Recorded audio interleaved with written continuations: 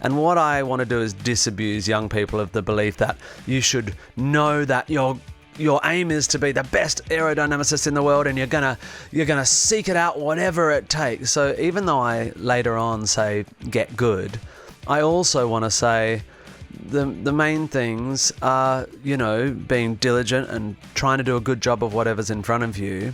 And you don't have to think you're gonna smash the world. You don't have to think you're gonna be a champion at anything. And I don't think people who are champions at things are better people. In the air, and there's inspiration over there, and it's time to interview somebody like we just don't care.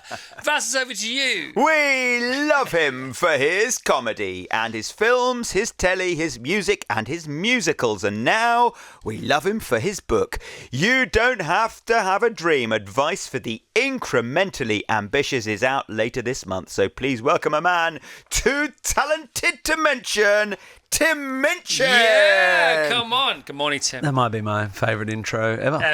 Ever. Pretty strong. Yet another one, Vassos. Thank you very much. Very, very strong work. Thank you for having me. Okay, just continue what you were saying off the air there, because that's a great way to get into this. This is a book of a collection of speeches that I've made, really. And I must admit, when the idea first came up, I was sort of thinking, oh, yeah, you could stick some speeches in a book and we'll just stick it out in the market. But actually, I then got really obsessed by it, and it's a beautiful book, and I'm very proud of it. But my boy, who's 15 and has absolutely no interest in anything I do, like, he's lovely, but he doesn't care about my work. He's parked you. Yeah, but he loves this. That's over the last few days. My wife's been saying, "Oh, Casper's reading the book, and it's blown his mind." And he keeps going, "Oh, Dad's really in." Like, it's the first time he's ever been interested in me. And then I've talked to people who are like 40 or so and have read it and like it as well. So that's the bit that surprised me. Is I thought it was just sort of aimed at graduates, but people seem to like it at different ages. Yeah, I love it. I mean, I'm same. I'm reading the book and I'm thinking, for me, it's a little bit Charlie Mackesy as well. Oh, yeah, you've got right. that going on. Oh, that's lovely. I was just talking about Charlie, who's such a beautiful guy, and he really is a beautiful guy. He's beautiful, and I talk about Kurt Vonnegut a bit as well. That I really love people who kind of do big ideas just softly and gently, like A.A. Milne. You read Winnie the Pooh, and they're big ideas done really gently. So I like that comparison a lot.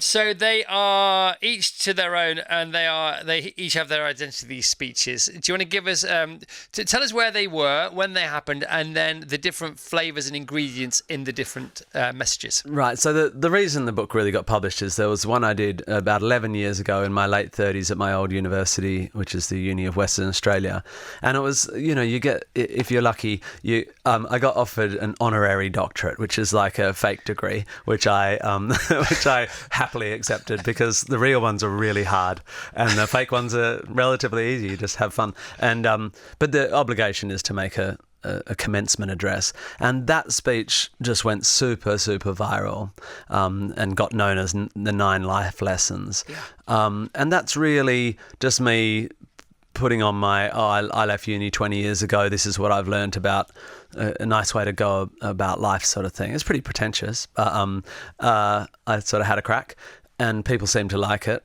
And then the next one I did for Mount View, which is a London theatre college, and I did that speech on the stage of Matilda the Musical in about 2015, I think.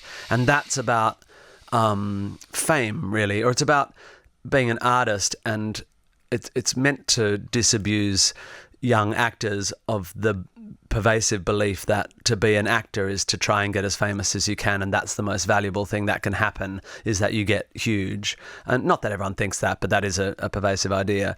And so it's really talking about my experiences of meeting really, really famous people, and how that is not great. It's not a great thing to happen to you, and it's not the sort of thing you should be aiming for. And it just talks about how you should aim to put good ideas into the world.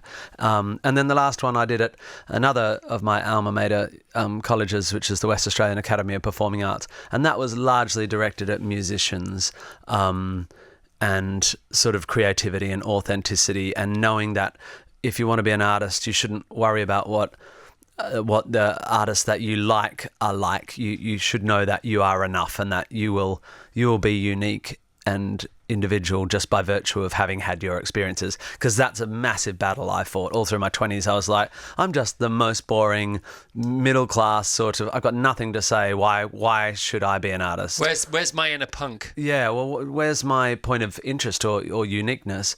And as it turns out, you just have to express your feelings, and that'll do if you're lucky. What you're looking for is where you're looking from. Yeah, exactly. That's there the you go. thing, isn't it? Oh, yeah, very nice. And you can get as close as you like with that. And you think, okay, well, it's clearly here. It's clearly where I live. It's the house. It's my family. It's where I work already. But it's not. It's actually further than that. It's just inside you. Yeah. And it's you know, if you tap a rich source of any kind of mineral, then you can't stop it gushing out. Yeah. It's just having the patience and the self-belief to tap your own liquid gold in the right place. I guess that's exactly right. And to an extent, the older you get, the more you understand yourself to be. And that's called life. It's a little bit annoying. It's so annoying. I wish I knew when I was younger a bit of the stuff I know now.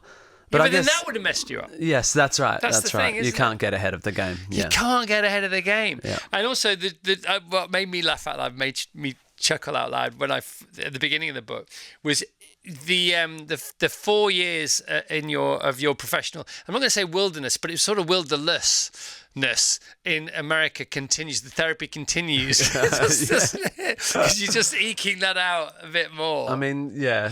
But also that's a big theme of Upright, which the TV show that you've been very, very kind about. And a big thing I learnt after losing work and all that, and all the things you go through in life that are non-ideal, the trials and tribulations, is that they are... that out of that rubble you build your new stuff. And that's another thing that you can't get ahead of the game on. You, even in the moment, even with the wisdom that the pain and heartbreak of the trials and tribulations of your life eventually will be the rubble upon which you build new good stuff. When you're in a new bit of trial and tribulation, a new bit of pain, you can't even push yourself 2 years ahead and look back on it. You just have to go through it, even though you've gone through it before and you know that it turns out all right, usually. People like you and people like us, we said it at the start of the show again, all very serendipitous as these things tend to be. You know, positive people look for the opportunity in every failure, and miserable people look for failure in every opportunity. They want to bake it in as an excuse not to have to do it.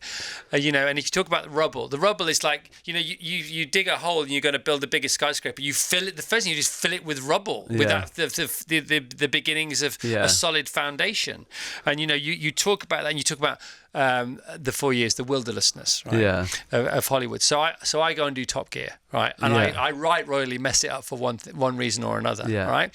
So I do Top Gear, and then I end up leaving the BBC because there's just too much of what's happened still there. Yes, right. So then I come here, and then I meet a guy called Brett, who I work with, and then we work out of here together. He lives here, we work together, and then he's a runner, and so he comes to work where I live, and then he has a sore leg one day, so he goes online and he finds a massage therapist, and then one day I have a muscle ache, and I go and see the massage therapist, and she spots my skin cancer. So without Top Gear, I don't get my skin cancer diagnosis. Well, and that's where we are, isn't it? And it's and unpacking that and thinking about it too much will drive you insane, because that line of causality that you just drew, there's no way to preempt. You can't get ahead of that game. You can't get ahead of it. I mean, I've got a better one. I know a person who fell off a horse and broke her back. Right. And if that horse hadn't have stopped on that jump, they wouldn't have found the tumour that was in her spine. Oh, see, like, there you go. It was amazing. So she owes her life to that horse. So the point is, I suppose, Krishnamurti said it, didn't he, in the 60s? He says, you know, the secret to why he's so... he wouldn't even use the word content. He said, but I don't mind what happens, because you get up in the morning and life will life you. And if you're not accepting of the fact that tomorrow life is going to life you, then don't bother waking up, because what else is going to happen? And that's very Buddhist as well. The only constant is change. And all these things you've had on your fridge magnet on your fridge for your whole life. And there's so much wisdom. I've always read a lot, and I can take in ideas, like probably...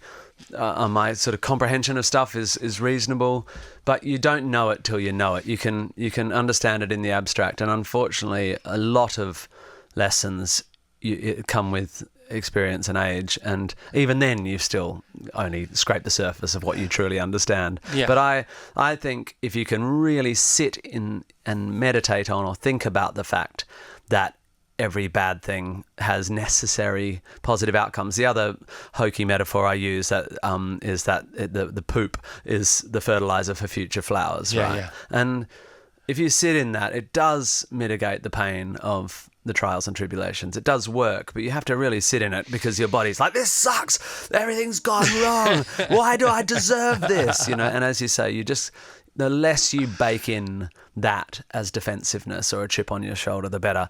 I was pretty chippy after No, my I know, last year's one. but you have that edge to you, and that's okay, isn't it? It's okay to have that. That whole yin and the yang, and that sort of sliver of a line that separates the two or joins the two, depending on your point of view. That is stillness. That's peace. But it doesn't mean you can't be angry. It doesn't mean you can't be sad. It doesn't mean you can't be kind. It doesn't mean you can't be selfish. All those things can jump off there, but they don't have to define you. Sometimes a bit of a scream into the void and a punch of a boxing bag is a necessary part of the pathway out as well. 100%. Yeah. This waking up to who you really are, in as much as your songwriting is concerned, that moment of realization when you thought, no, I can't write cool pop songs, but I can write funny, musical, jokey songs that you didn't know this at the time, but then would become cool. Everybody that works here, we think you're one of the coolest people we've ever met, which is all you ever wanted to be, but you were sort of going the wrong way around. I went through the really admit how uncool you are route to coolness. I know, but it's the no makeup look, isn't it? Yeah, exactly. It's the same thing. I wouldn't know. I always wear makeup. Was there a moment there? Do you remember a moment? No, well, except that in around 2004, my authenticity, my version of the lesson of authenticity was that I always had multiple interests and arguably multiple skills. So I wanted to be an actor. I wanted to get my band a record deal. I was always quite funny on stage. I was writing music for theatre, even when I was really young, for youth theatre and stuff. And I thought the way I was sort of told that you should think about the marketplace and like, what sort of person gets acting work? Oh, well, I'll cut my hair like this, and for a minute I changed my name to Timothy Minchin. I was going to be Timothy Minchin. That also made me laugh out loud. Yeah. And then I thought, and then the record company will want this, so I'll do those songs for my band, and these funny songs I'll do in a cabaret show. And I just split it all up to try and find someone who would want one of my products, but actually I was the product. And the minute I just stuck it all, I did this show called Naval Cerebral Melodies with Umbilical Chords in late 2003 at the Melbourne Fringe, and I did a poem, and then I did a stupid monologue, and then I'd do a jazz tune, and it was just everything. It was just like, I've got skills, look. It's like a show-off show, and that was the show that opened everything up. But that was the show that then became Dark Side, that then became my career. But the harder journey is having found something that people know you for, having the audacity to go, I don't want you just to know me for that, and then do what I've done for the last 10 or 12 years, which is try and expand outwards and put out an album that's not funny, and write Groundhog Day, which is more complex and more dark than Matilda and stuff, and to keep pushing yourself outwards as well. So there's authenticity, but then there's expansion, I suppose. Would you resurrect the show-off show and call it the show-off show? The show-off show? That became, so much of that became, like, there are songs I played on that show in 2003 that then were played on the Albert Hall with a 55-piece orchestra. Yeah. They just grew into monsters. Yeah. One of the things I love about the book, particularly, and it's all great, it's a 10. This book is a 10, my friend, is you got to get good. You've got to get good, because there's no room, nor should there be any room for you if you're not prepared to try and get as good as you possibly can be. Yeah, it's a tough one, that one, because in the speech I make mostly to musicians, I sort of say it's just hours and hours and hours of getting good at whatever it is you want to do. But I also make the point that you might want to get good at something really obtuse. Like, it doesn't mean you have to follow a pre-worn path of what that means. I mean, I never practiced. I never in my life, after I quit piano at grade 3, sat down and put some scales in front of me and learnt them. I guess to the extent that I got good by just mucking around, but it was still 10,000 hours of mucking around, So the idea that you should the idea that you get to skip the being crap at things. Good luck with that. I mean, teenagers, I think because of social media and stuff, my boy, who's a bit of a muso, he sees videos of these sort of prodigies all the time, and it feels so out of reach, but they seem to think that there are just people who are super talented, and it makes him go, I don't know why I'm bothering, there's people like that out there. And I'm like, oh, dude, that guy's just done it. It's just done exactly what you do, but just 100 times as much. So sure, you don't have to get there, but the other option is do it 100 times as much, and you'll get there. And that sucks. But that's the river, teenagers are swimming in now. I know, and we it's had our really river, hard. that's their river, Yeah, and that's where we are. Yeah. That's where we're living. It's funny because yesterday, again, reading your book, and my 15-year-old, it was his last day off school yesterday. It's his first day back at school today. It's his GCSE year. It's a whole different year. Wow, yeah. The top of the low school, all this kind of stuff going on. And we had a big chat the day before. So we had a big chat on Tuesday about his future, and he wants to be an aerodynamicist. That I said, is that what you definitely want to be? And then we had a big chat, and I said, he said, well, what do you think? I said, well, it's not what I think, but what I see is your 3 favourite things in the world are food. He loves food, loves cooking food. He's a really good cook, and he does it effortlessly, and we don't ask him to, and he just cooks stuff, That's which so is great. I need one of them. He loves music, Yeah. but he loves listening to music, and he knows loads about music. He's got vinyl. He loves music. He's tried to play music. He has no interest whatsoever in playing music, but he adores He's a connoisseur. music. He's a It's connoisseur. a different brain. But he does love cars. He does love aerodynamics. He does love engineering. He loves all that stuff. And he's just lately started looking after himself over the last 2 or 3 years. So he's really fitter than we ever thought he'd be. And he's strong, he's gorgeous, and he's wonderful. And then I said to him after reading your book, and I did say, Tim's on the show tomorrow and he loves you. I said, what do you find easiest? Because, I'm on the radio every day and I don't find it hard. It's hard work and I have to put the effort in, but I don't find it hard. TV, I do find hard. And when I had all that drive in me, then I went ahead and did it and won a few awards and did a few great TV shows, and then I did some bad TV shows because I just found it uncomfortable. It's so interesting because when I first met you, it was on TV. Yeah. And then I met you again on radio. I thought, oh, that's a different person. Yeah. Like, you felt so much more comfortable and present. Shoes off and present. Yeah. Here. That's interesting. Yeah. And so not dissimilar to your path. So what do you think about us smelling the right garden? Yeah, I love the idea of a chef aerodynamicist. He sounds amazing. I think, really great shaped hands. I think that's really true. So finding the thing that you are built for, and we are just meat monsters, we are just meat computers, and we've got certain inputs, we've got certain genes, our brains wire themselves up a certain way depending on both genes and environment and all that. And that will make a creature that is inclined to be good at something. And I think identifying that, something that you don't find hard, but then working hard at it is the highest chance you're going to have to be sort of top of the field at something. But the reason I've called this book You Don't Have to Have a Dream, and why that's the first lesson, and it's a bit rich coming from me because I did find my thing. I do believe I'm as close as you could get to someone with a vocation. I mean, expressing ideas with big words in songs is like what my brain was built for. But not everyone has one. So even though we've all got inclinations and predispositions, not everyone, in fact, a minority of people will find something that they can be amazing at. And what I want to do is disabuse young people of the belief that you should know that your aim is to be the best aerodynamicist in the world, and you're gonna seek it out whatever it takes. So even though I later on say get good, I also want to say the main things are, being diligent and trying to do a good job of whatever's in front of you. And you don't have to think you're going to smash the world. You don't have to think you're going to be a champion at anything.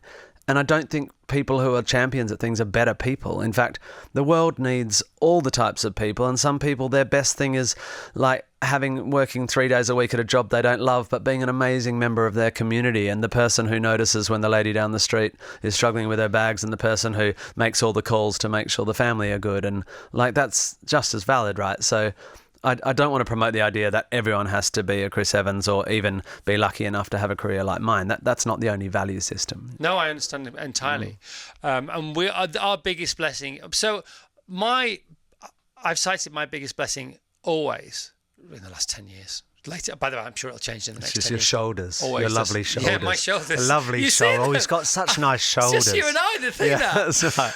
No, it's simply, I love working. I've always loved working. I was a news agent. I used to fit car windscreens. I just love working. And I love doing this. I really love doing this. And that is just a blessing. It's such a blessing. Yeah, I say that in the speech as well. It's all luck, and the bit of me that loves to work. Everyone says, I go, it's all luck, and they go, but you work hard, and I'm like, it's lucky that I like working hard. Like, what else are you gonna do? Some people really struggle to work hard. Some people have brains that find it hard to focus and stuff. Yeah. I have a brain that focuses like some sort of laser. Yeah, when it's on the right thing. When it's locked on. Yeah, when it's locked on. There's a musical here, isn't there?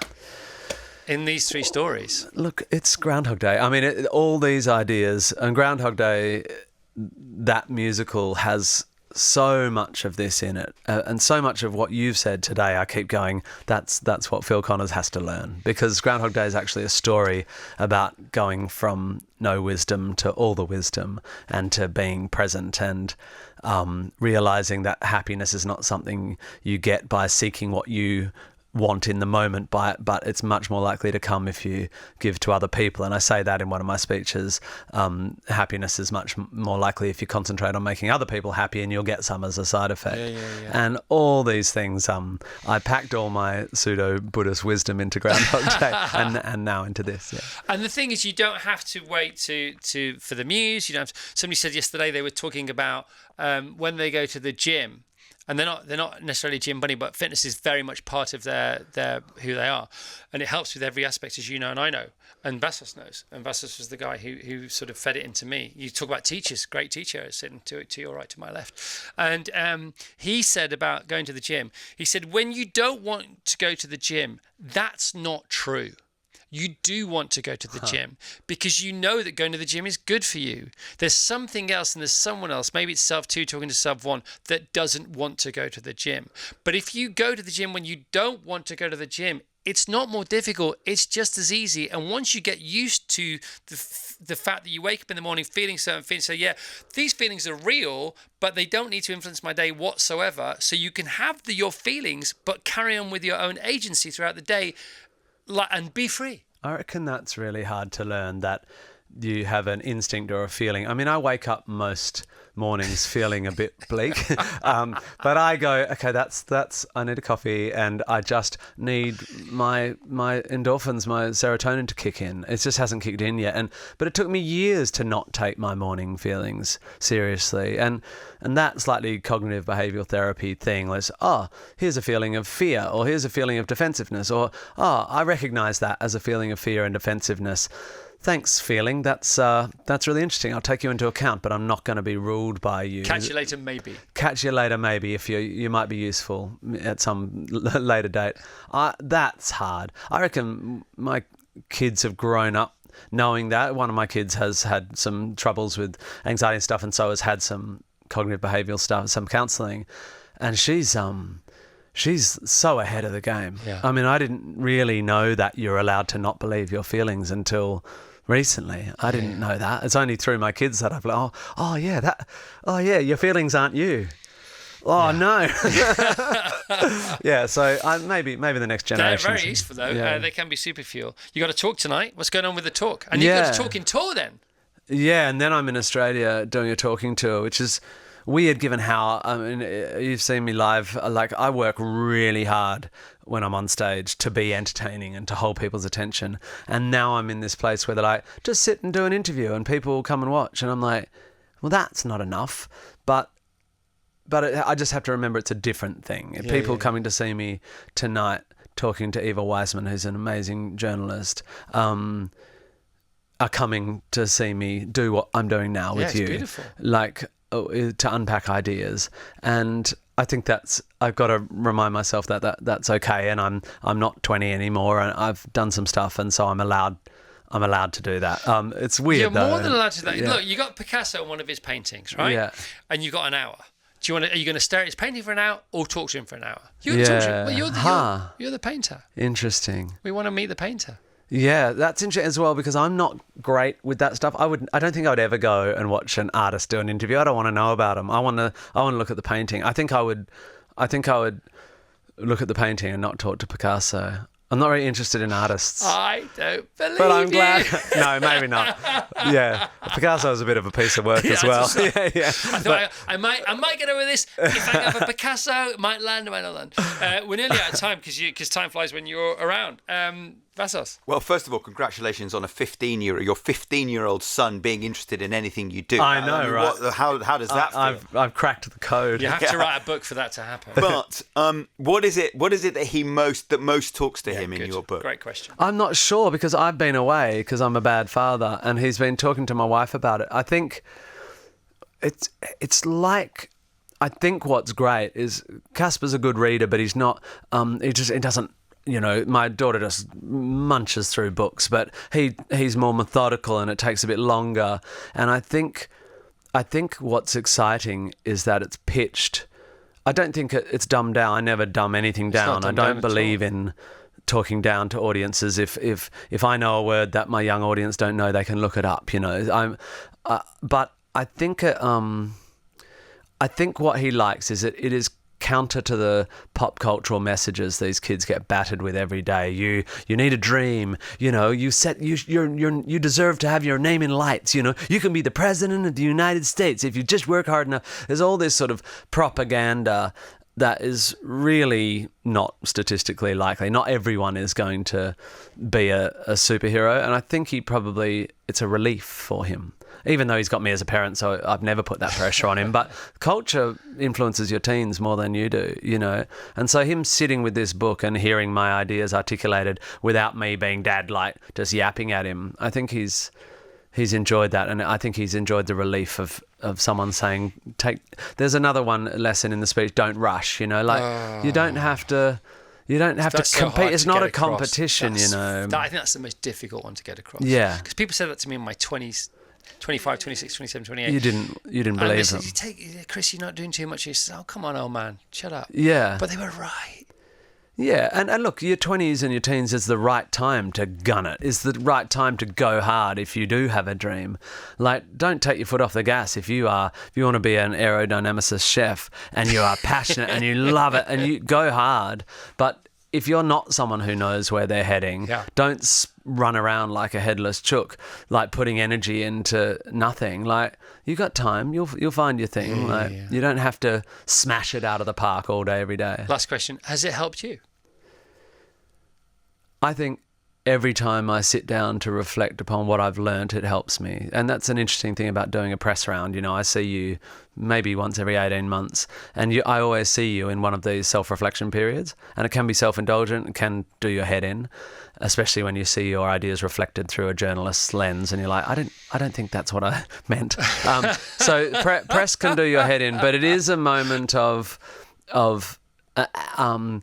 kind of analysing what you've got to, and so it's a bit of closure as well before the next chapter, I suppose. I think that's true as well. But looking back through these speeches, and then I wrote an essay for each speech to reflect on why I said that, and to draw a line across my work in these speeches to sort of turn it into a humanist worldview, which is what I have.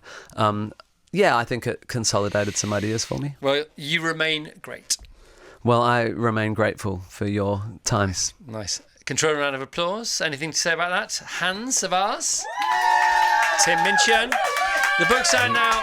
Every household should have one, with or without children, as long as there's a human being involved. You don't have to have a dream. Advice for the incrementally ambitious Tim Minchin, out now. Bye. Virgin Radio.